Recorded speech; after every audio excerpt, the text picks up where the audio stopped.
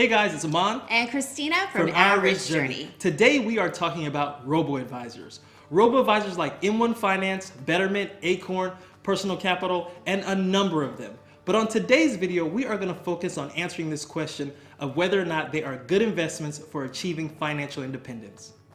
If you've seen our videos in the past, you know we talk a lot about VTSAX and VTI, which are index funds, and they're great forms of passive investing. These index funds outperform actively managed accounts by about 85%. So one of the really popular things with robo-advisors is that they're becoming more popular forms of passive investing. And although robo-advisors have become very popular, we have never used them. On our journey towards financial independence, we have kept our investing very simple by investing in low-cost index funds. But because we get this question so much, we think it is our duty to address the pros and cons of investing with a robo-advisor. And at the end of this video, we have a very special surprise that we want you guys to stay around because we're going to need your help with it. So before we get started with the pros and cons of robo-advisors, let's first define what a robo-advisor is. If you've heard of Betterment, Acorns, Personal Capital, Wealthfront, all of these are robo-advisors. They're also brokerage companies, but they use an app or an online website to help people and advise people on how they can invest their money.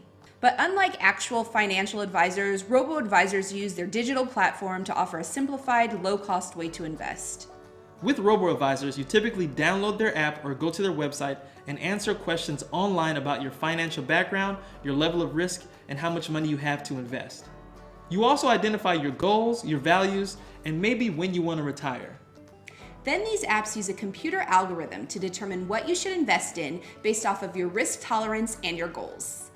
In the end, these apps create an investment portfolio for you. These portfolios automatically perform money management functions such as asset allocation, dollar cost averaging, portfolio rebalancing, and tax loss harvesting. But the thing with these apps is that they do all of these things at a fraction of the cost that you would pay when you're working with an actual human advisor. But these apps do also offer a hybrid approach to investing, where you're getting the automated version and you're also getting interactions with a human advisor. Now, I think there's a myth about robo-advisors that may be circulating is that they're not legitimate. Because they're not old and established like Charles Schwab, Fidelity, or Vanguard, that they don't have the same legitimacy. So robo-advisors, just like some of the older, more established brokerage accounts, also have to register with the U.S. Securities and Exchange Commission. Because they have to register with the commission to conduct business, robo-advisors are subject to the same security laws and regulations as traditional broker-dealers. Now let's talk about the fees involved with investing in robo-advisors. So like we said, we like low-cost index funds because the fees can be as low as 0.03% and in fact, some cases 0% to invest in a low-cost index fund. Now robo-advisors on the other hand, they do charge a fee and it's a little more higher than an index fund and it can range from 0.25% all the way as high as 1% and maybe even more.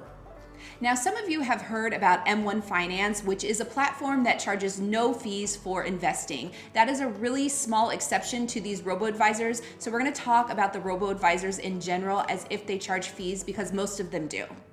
Acorns can charge anywhere from 2.5% a year to $1 a month. Betterment can also charge anywhere from 0.25% a year up to 0.40% a year. The highest fees with Wealthfront are typically 0.25% a year, and the highest fees with Wealthsimple are typically 0.5% a year. So these robo-advisors also make money in other ways. I mean, they're charging you a really low fee, but they're picking up money in other ways as well. So they make money through referral bonuses, through sponsors and ads, by selling you other services, and also by using your money and lending it to other clients to invest. So the next question you may have is, what do robo-advisors invest your money in? And the answer is very simple. They're investing in ETFs. ETFs like VTI, VYM, VGT, all of the same ETFs that we've talked about on our channel and a lot more. So let's look at Betterment's website to give you an example of what specifically these robo-advisors are investing in. Betterment buys mostly Vanguard ETFs to support the mix of stocks and bonds and cash that makes up your profile portfolio. And here's an example. If you complete their profile and say you want to do general investing, say you're 30 years old and you make $50,000 a year, it will create a portfolio made up of 90% stocks and 10% bonds.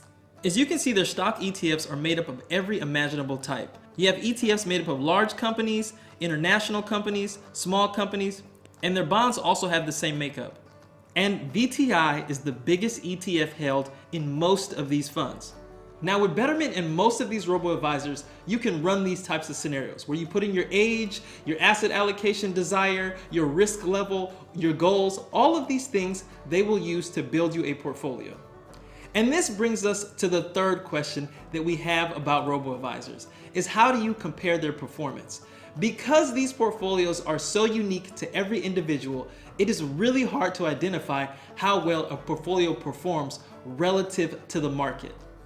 Now, we tried to look for different studies, for anything online that we could find that compares these robo-advisors in terms of their performance to the total stock market, and we could not find anything. And that's primarily based off the fact that these robo-advisors have so many factors that they use in terms of investing and creating a portfolio for its investors.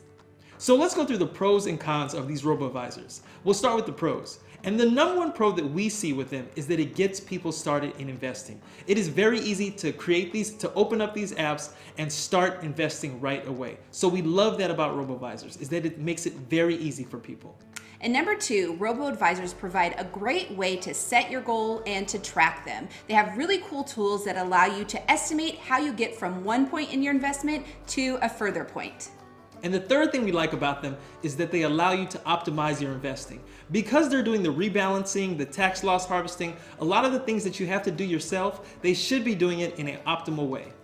And our fourth pro with robo-advisors is it strikes a nice balance between dealing with an actual human advisor and just investing in index funds all on your own. And this leads to our cons. And we have more cons, but please don't let this deter you from investing in a robo-advisor. We'll start with the first one. There are too many of them. Now, we only talked about 4 or 5 of the robo-advisors, but there are actually over 200 robo-advisors. And how do you pick which one is the best one? And number two, which we already alluded to, is that they don't publish their returns. So you don't know how successful these robo-advisors are. And number 3 is you aren't learning about investments. We are all about do-it-yourself investing, and we enjoy doing it ourselves because we're also picking up financial literacy. Most cases, people that invest with these apps tend to just send their money to the robo-advisor and they don't really get involved in the investing piece. They don't understand what they're investing in. So if that is happening, we think it is a con. And number 4 is that these robo-advisors are essentially middlemen. They buy their ETFs from established brokerage firms like Vanguard, for example, but then they add an additional fee on top of what Vanguard would already charge. And number 5, and I don't mean to sound all highfalutin, but it doesn't feel like real investing. It feels like you're almost like play investing. And when we looked at the average balance of some of these accounts, they seem very low. Like Acorns, for example, the average balance is only $400. So in our mind, it feels like these robo-advisors are more like savings accounts for people. Because they have access to them so easily, we think that people invest in them and then they withdraw the money so easily. They go back and forth between their app and their bank account. And number 6 is that some of these robo-advisors have this type of bait and switch that they use with their investors. So they'll get their investors to invest with them at a low cost fee, and then they provide these extra services that they're pushing on their investors that they might not necessarily need. So sometimes people are investing more money into these robo-advisors than what they really should be.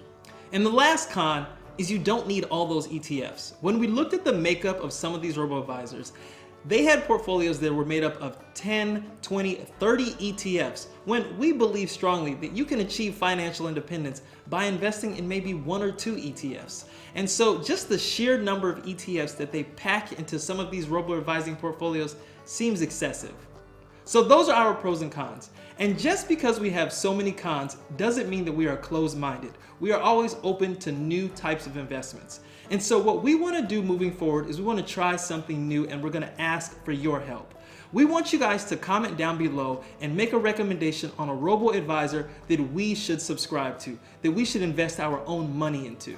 We have seen a lot of comments in our videos about specific robo-advisors, and we want to help you decide which robo-advisor is best for you. So based off of the comments, we are going to select 3 different robo-advisors that we plan on investing in. And we'll track our progress with those 3 different robo-advisors, and we'll present the information or our findings to you in another video. So if you have a choice for a robo-advisor, please leave the comment down below as soon as possible, because we want to start this review right away. And as usual, if you like this video, wait a minute. Are you guys following us on Instagram? Because you need to do that. We provide inspiration every day on Instagram, and we also answer a couple questions there as well. So, like I usually do, if you like this video, please give it a thumbs up, subscribe to our channel, and join the journey.